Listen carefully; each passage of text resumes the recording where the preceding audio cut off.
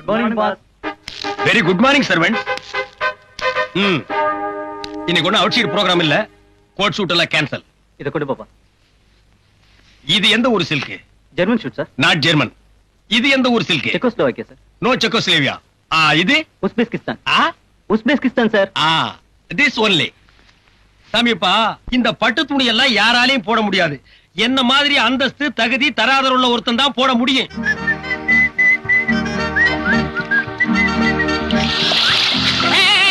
அறிவிருக்கா? என்ன துணி? சிலுக்கு துணி. இத எவனாலும் போட முடியாது. இதுக்கெல்லாம் ஒரு தகுதி தராதரம் பர்சனாலிட்டி இதுக்கெல்லாம் தேவை. இதுல போய் தண்ணி அடிச்சா முட்டா. யாரா முட்டாளே? இரு இரு, என்ன பத்தி உனக்கு தெரியாது. நீ அடிச்ச 1க்கு 10. அதாவது நீ ஒரு அடி அடிச்சேன்னா எவனாவது உன்னை 10 அடி அடிப்பான். இது எங்க முனியாண்டி சாபம். அதனாலதான் எந்த நாயா இருந்தாலும் என்னை கை நீட்ட கூடாது. ஜாக்கிரதை. Good morning pass.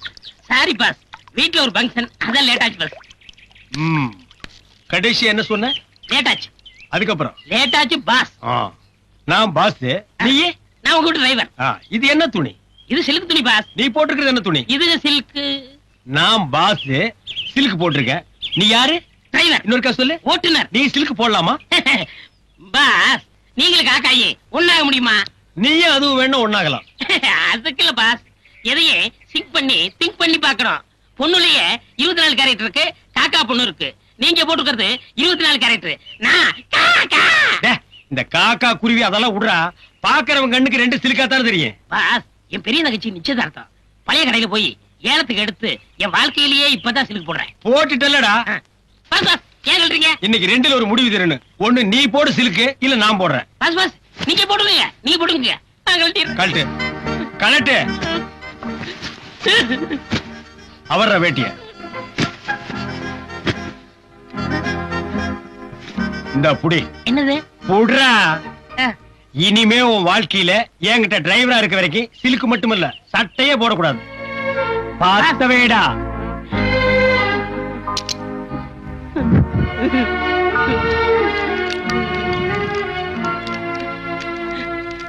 பாஸ், என் தங்கச்சி நிச்சயதார்த்தத்துக்காக போனது. அத கொளுத்தி என் சென்டிமெண்டே ஃபைல் பண்ணிட்டீங்களே. குணச்சித்திர கேரக்டரா? இங்க பார், இந்த தங்கச்சி சென்டிமெண்ட் என்ன டச் கூட பண்ணாது. என் தங்கச்சி கூட தான் நிச்சயார்த்தம் பண்ணிருக்கேன். மாப்பிள்ளை யார் தெரியுமா? நேபாள் இளவரசர்.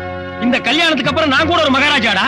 என் ஸ்டேட்டஸ் குறிக்க எந்த மேட்டர் வந்தாலும் இதே மாதிரி கொளுத்திடுவேன்.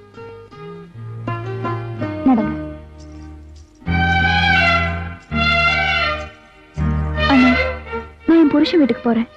இப்போ உனக்கு கோவம் இருந்தாலும் என்ன பார்க்காம உன்னால இருக்க முடியாதுன்னு தெரியும். உனக்கு பார்க்கணும்னு தோணுச்சுன்னா அங்க வந்து பாரு. நீங்க ராஜாவாகிறது இப்படி கனவாயி போச்சு பாஸ்.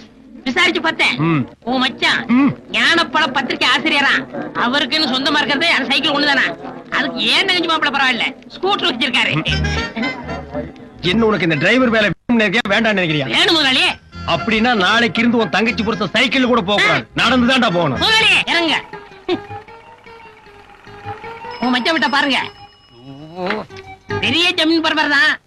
என்ன கொஞ்சம் வாழ்ந்து கட்ட போகிறதுனால வீடு கொஞ்சம் டேமேஜா இருக்கு. என்னது கொஞ்சம் டேமேஜா? குட்டிச்சவர் மட்டும் தான்டா இருக்கு.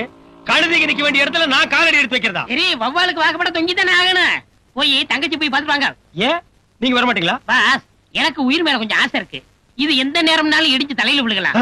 அதனால நீங்க மட்டும் போய் பார்த்துட்டு வாங்க. வண்டியடா, தங்கச்சி அப்புறம் பாத்துக்கலாம். என்னங்க நீங்க ஒரே தங்கச்சி உள்ள போய் பார்த்துட்டு வாங்க. உள்ள போலாம்டா, ஆனா வெளியில வருவனாங்கிறது சந்தேகமா இருக்கு. அது உங்க தலையெழுத்து. அப்ப நீயும் வா. வண்டி வண்டி இங்கே தான் இருக்கு, வா.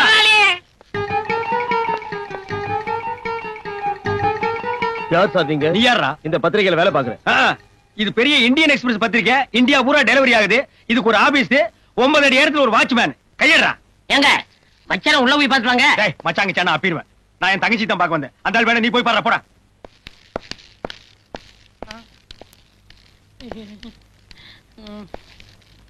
டேய் கைய இறக்குடா. சரி சரி உட்காருங்க. இதுக்கு நான் கீழே உட்கார்ந்துக்கலாம் மேடம். அண்ணே அதி எப்படி இருக்கீங்க? நல்லா இருக்கு. இப்போ வந்தீங்க? இப்பதான் வந்தேன். என்னால நம்பவே முடியல. என்னாலையும் தான் நம்பவே முடியல.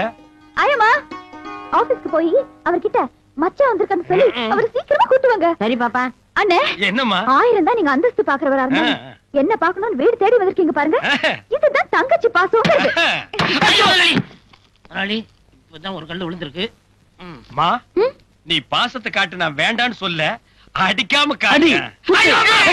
என்ன ஐயோ தாத்தா, இது எங்க அண்ணன். அண்ணியே இல்ல எங்க அண்ணன். அண்ணியே. அதான் அவங்க அண்ணன் சொல்றாங்கல்ல, நடங்க. அப்ப ஜெய்கின் சொல்லு. ஜெய்கிந்தா சொல்லு.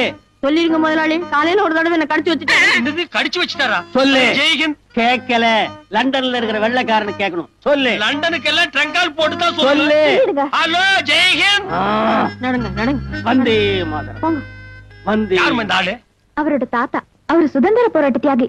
அப்ப மென்டலானவராம். அப்படியே செட்டில் ஆயிட்டாராக்கும். அம்மா, ஆசிரியரோட லெட்டர் பேட் உள்ள இருக்கான், அத கொஞ்சம் எடுத்து கொடுங்க. அண்ணன் ஒரு நிமிஷம். ஏய், என்ன வேலை செய்யற? ஆ? இதுல இது வேறயா? என்ன வேலை செய்யற? உதவி ஆசிரியர், ஸ்டெனோ, பிஏ, இங்க எல்லாமே நான் தான். சுருக்கமா சொல்றோம்னா இந்த ஞான பழத்துக்கு நான் தான் ஒரு பெரிய தூண். நீ ஒரு தூண் பத்தாது, இந்த மாளிகைக்கு பல ஆயிரம் தூண் வேணும். உனக்கு எவ்வளவு சம்பளம்? 3 வேளை சோறு, 1 வேளை மூக்கு பொடி. மூக்குவா எல்லாம் ஒண்ணும் தெரியலையே. இதுல பொடிய வாங்கி எதுல விடுவ? அரைச்ச நீ பேசுற. அவரை சீக்கிரமா வர சொல்லுங்க. சரிங்க. அப்புறம் என்ன, நல்லா இருக்கீங்களா? நான் நல்லா தான் இருக்கேன். ஐயோ, நான் ஒருத்தி தொண பேசிக்கிட்டேன். கொஞ்சம் இருங்க, உங்களுக்கு குடிக்க ஏதாவது எடுத்துட்டு வரேன். குடிக்கிறதுக்கு ஏதாவது உள்ள இருக்கா? என்ன ஜோக் அடிக்கிறீங்க? கஞ்சியோ கூழ கொடுப்பாங்க, மனம் கூடாம கடகடன்னு அடிச்சிருங்க. இல்லன்னா தங்கச்சி இதையும் தாங்காது. அத குடிச்சா ஏன் உயிர் தாங்காதுடா. அம்மா, எதையும் கொண்டு வந்து நான் குடிச்சிட்டேன். வாங்க. இப்பதான் வந்தீங்களா?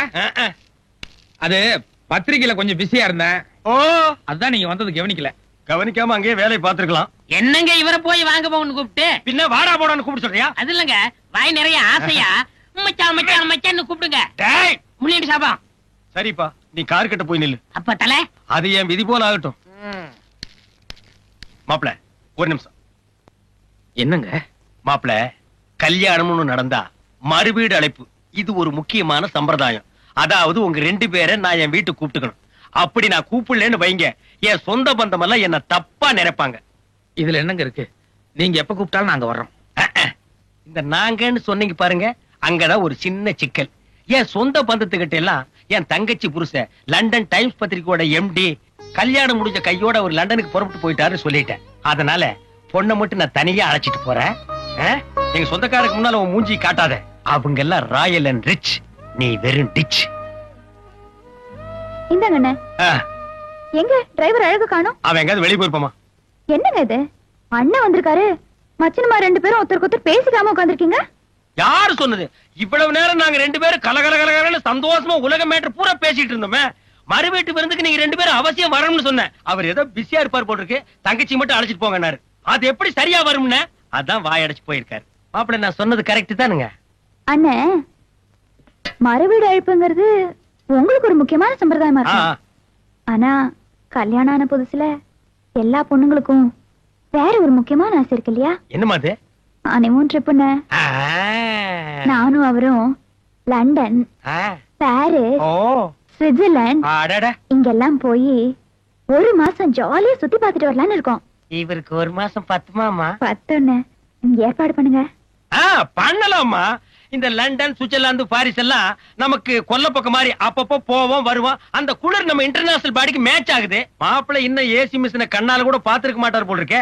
அங்க போய் அந்த குளிர்ல ஒண்ணு கிடக்க ஒண்ணு ஆயிட்டா ஏனுங்க மாப்பிள்ள? லண்டன் நமக்கு அப்படி எல்லாம் ஒண்ணும் கிடையாது. ஒரு நிமிஷம் உள்ள வா.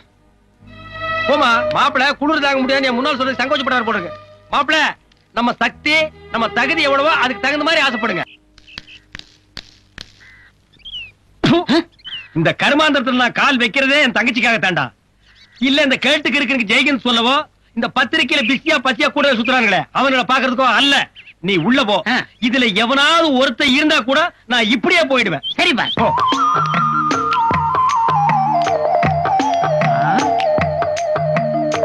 நல்ல வேலை யாரும் இல்ல.